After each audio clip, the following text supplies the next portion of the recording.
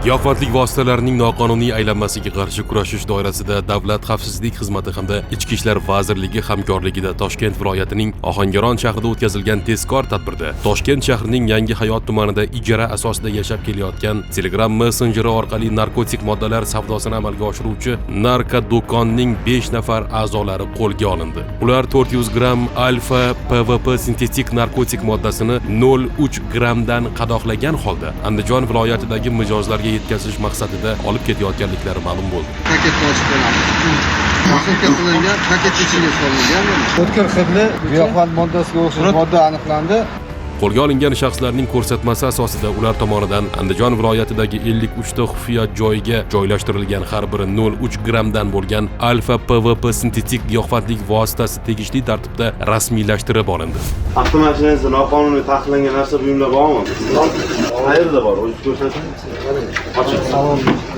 Shuningdek, tezkor tadbir davom ettirilib, mazkur narko do'kon operatori vazifasini bajaruvchi Andijon viloyatining Izboskan tumanida yashovchi 2003-yilda tug'ilgan shaxs Yangi Hayot tumani hududida ushlanib, unga tegishli avtoulovning yukxonasi va salon qismidan 986 gram gashish moddasi hamda 7 kilogramm alfa PVP sintetik giyohvandlik vositasi olindi.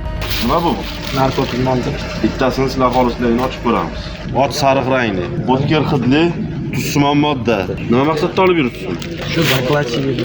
8 ta alohida qadoqlangan giyohvandlik moddalari. Bundan tashqari yana bormi avtomashinangizda? 1 kilo gashish modda. Qayerda? Shu mashinamizda. Oching.